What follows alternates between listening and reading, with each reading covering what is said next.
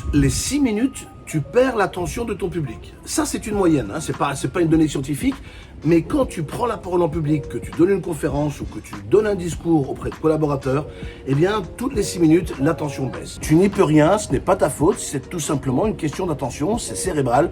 À un moment donné, au bout de 6 minutes, eh ben, tu nous perds. Et plus le temps passe, plus il sera difficile de récupérer l'attention de ton public.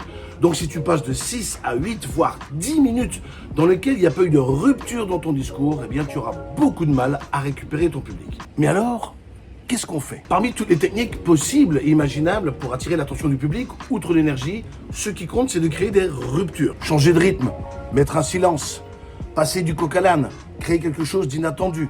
Et parmi ces ruptures qui fonctionnent très bien et que nous apprenons beaucoup de nos amis anglo-saxons, c'est de mettre de l'humour dans nos prises de parole. Même un discours, aussi sérieux soit-il, moi j'en ai vu aux États-Unis, en Angleterre, et même le pape Léon XIV, quand il a fait son premier discours, conférence de presse, il a commencé son intervention en brisant la glace, en faisant une boutade, une blague. They say when they clap at the beginning, it doesn't matter much. If you're still awake at the end and you still want to applaud, thank you very much. Ça a immédiatement libéré les esprits et ça a mis tout le monde dans un contexte où tout le monde se sent à l'aise. Mais alors tu pourrais me dire, oui mais c'est facile, Michel, c'est bien ce que tu dis, mais faire de l'humour, c'est pas donné à tout le monde. Ouais, c'est vrai, c'est pas donné à tout le monde. Faire des blagues, être drôle, c'est comme n'importe quelle autre compétence, ça se pratique.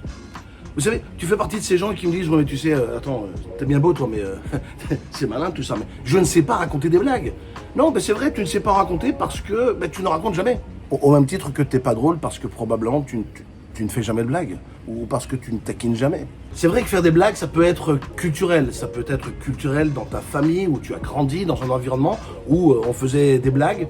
Mais au fond, ceux qui arrivent à te faire des blagues à répétition et te les répéter les unes derrière les autres, où tu as l'impression qu'il y a un vrai répertoire dans leur tête, ce répertoire est entretenu parce qu'ils les racontent souvent. Être drôle, faire des blagues, c'est un automatisme. Plus tu en fais, plus c'est facile d'en donner en conférence ou même dans tes conversations publiques. Alors par quoi ça commence? Eh bien c'est tout simple. Comme n'importe quel humoriste, eh bien tu as bien quelqu'un qui te plaît. Et ce quelqu'un, cet humoriste, allez on va prendre l'exemple de Gad Elmaleh, Jamel Debbouze, ou prends n'importe quel humoriste, celui qui te plaît, un homme, une femme, peu importe. L'humoriste du moment qui te fait beaucoup rire, imite-les. On commence tous comme ça, on a tous, quand on était petit, on a tous imité quelqu'un. Le mimétisme fait partie de notre croissance. Quand on était enfant, on a imité nos parents. On est probablement le reflet de nos parents. C'est pareil, quand tu veux faire de l'humour, regarde toi-même de nombreux sketchs.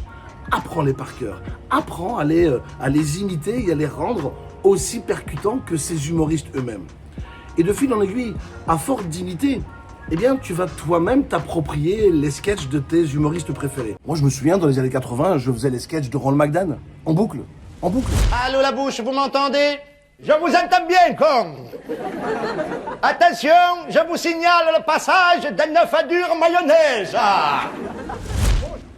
Si tu veux être drôle, tu vas devoir nourrir ton esprit d'histoires drôles et les raconter. Si tu veux que ton intervention ait des parties où on a l'impression que tu nous fais un sketch, eh bien c'est parce que tu en auras fait et tu auras imité d'autres humoristes. Tu fais tout avec ta propre personnalité, tu t'appropries ta personnalité. Au final, parler en public c'est une compétence parce que tu le fais régulièrement. Être drôle, c'est pareil.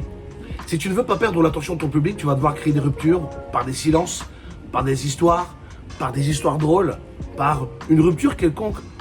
Mais l'objet de cette vidéo, c'est de t'encourager à aller toi-même regarder beaucoup de sketchs. Au même titre que si tu veux apprendre à parler en public, nourris-toi de conférences, nourris-toi d'humoristes, nourris-toi de gens que tu apprécies, qui prennent la parole en public avec aisance et que tu admires, pour ensuite reproduire ce que toi-même tu aimes chez eux. Et à force d'exercice, à force de raconter des blagues dans ta famille, à tes enfants, auprès de tes collègues, des collaborateurs, tu verras, ça deviendra un automatisme. Et il sera beaucoup plus facile de créer des ruptures toutes les 6 minutes dans tes interventions. Allez, mets-moi en commentaire ta blague la plus drôle et je verrai si elle me fait rire, même en la lisant.